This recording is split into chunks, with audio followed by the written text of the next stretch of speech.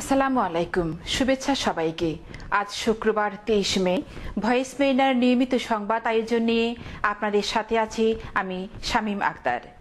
শুরুতেই সংবাদ শিরোনাম।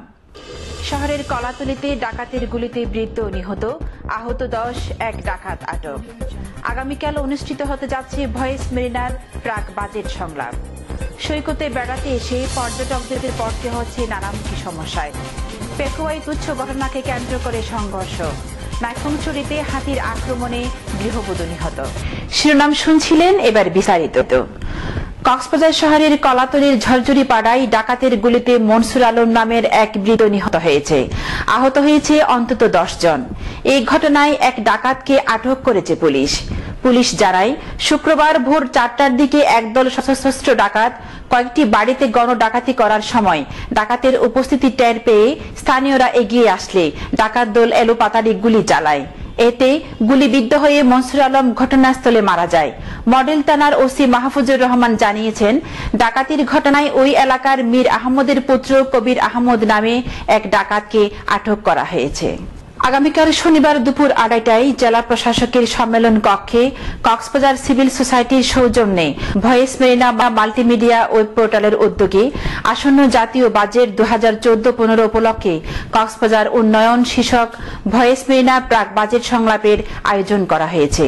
এতে জেলার সংসদ সদস্যবৃন্দ সহ বিভিন্ন স্তরের জনপ্রতিনিধি, নাগরিক সমাজ, ব্যবসায়িক নেতৃবৃন্দ, গণমাধ্যম কর্মী ও সরকারি বেসরকারি পদস্থ কর্মকর্তাগণ উপস্থিত থাকবেন।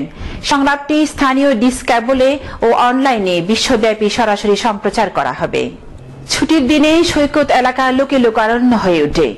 নীল জলরাশির সৌন্দর্যে মুক্ত পর্যটকদের আবার রয়েছে নানামুখী সমস্যাও। সৈকত এলাকা ঘুরে বিস্তারিত জানাচ্ছেন ফেরদৌস আক্তার। সমুদ্রনগরী কক্সবাজারে ছুটির দিনগুলোতে সৈকত এলাকায় পর্যটকের ঢল নামে। সমুদ্রের নীল জলের উচ্ছ্বাসে মেতে উঠে পর্যটক, জানিয়েছেন তাদের ব্যাকুল অনুভূতির কথা। কক্সবাজার বেড়াতে এসে খুব ভালো লাগছে। কক্সবাজারে এসে অনেক ভালো লাগছে, অনেক বুঝাতে পারবো না, অনেক ভালো লাগছে স্যার। শৈশবের আনন্দ লালন করে আবার ছুটে এসেছেন সমুদ্রের টানে। না, ছোটবেলায় আসছিলাম, আমার ভালো লাগছিল, সেজন্য আমি আবার এখন আসছি। সৈকতে আগত পর্যটকরা তাদের নানামুখী সমস্যার কথা জানিয়েছেন। বোঝানোর জন্য চেষ্টা করলে ভালো হবে। তারপর হচ্ছে যে আপনার চেয়ারগুলো, যদি 10 মিনিটও বসে বলে 30 টাকা দিতে হবে। একটু আপনার 1 ঘন্টা থেকে বেশি 5 মিনিট হচ্ছে 60 টাকা দিতে হবে। এটা তো খুব খারাপ কথা, কারণ প্রশাসনের এগুলো একটু চিন্তাভাবনা করা দরকার। যে আবার সৈকতকে আধুনিকায়ন করার ব্যাপারে মত দিয়েছেন কেউ। বিশ্বের দীর্ঘতম সমুদ্র সৈকতে এসে মুগ্ধ পর্যটক, তারপরও নানামুখী সমস্যার কথা জানিয়েছেন তারা। এই পর্যটন নগরী কক্সবাজার তাদের জন্য আরো বেশি ইতিবাচক হয়ে উঠবে, এমনটাই প্রত্যাশা আগত পর্যটকদের। সমুদ্র সৈকত থেকে ফেরদৌস আক্তার, ভয়েস মেরিনা, কক্সবাজার। পেকুয়া আলহাজ কবির আহমদ চৌধুরী বাজারে তুচ্ছ ঘটনাকে কেন্দ্র করে দুপক্ষের মধ্যে সংঘর্ষের ঘটনা ঘটে। এই সময় একটি দোকান ভাঙচুর করে উত্তেজিত জনতা। জানা যায়, একটি মোবাইল সার্ভিসিং করতে দিয়ে তার নির্দিষ্ট সময়ে না পাওয়ার ঘটনাকে কেন্দ্র করে 22 মে রাতে এই সংঘর্ষের সূত্রপাত ঘটে। এই ব্যাপারে পেকুয়া বাজার ব্যবসায়ী সমিতির সাধারণ সম্পাদক মিনহাজ উদ্দিন ঘটনার সত্যতা স্বীকার করেন। নিচ্ছি ছোট্ট একটি বিরতির, সাথেই থাকুন।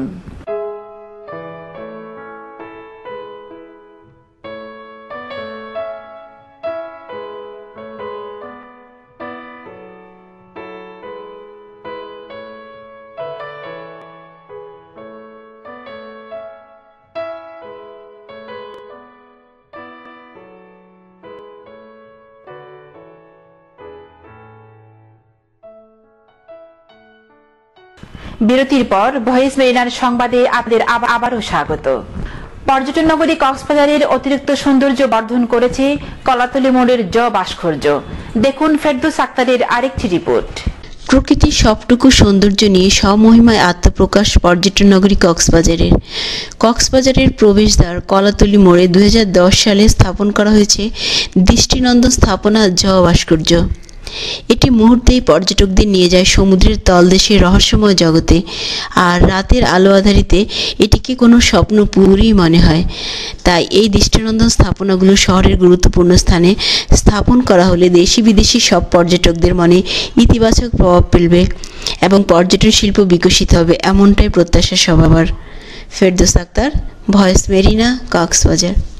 নাইক্ষ্যংছড়িতে বন্য হাতির হামলায় গৃহবধূ সাজেদা খাতুন নিহত ও 10 মাসের এক শিশু গুরুতর আহত হয়েছে। বৃহস্পতিবার রাত 9:30টায় উপজেলার ঘুমদুম ইউনিয়নের উলুবনিয়া গ্রামের নুরুল বাসারের বসতবাড়িতে এই ঘটনা ঘটে। জানা যায়, একদল হাতি রাতে নুরুল বাসারের বসতবাড়িতে অতর্কিত হামলা চালিয়ে ব্যাপক ক্ষয়ক্ষতি করে।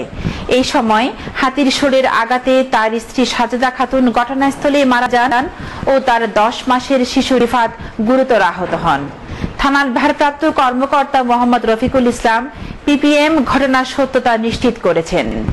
বাজার পরিস্থিতি নিয়ে দেখুন একটি ডেস্ক রিপোর্ট।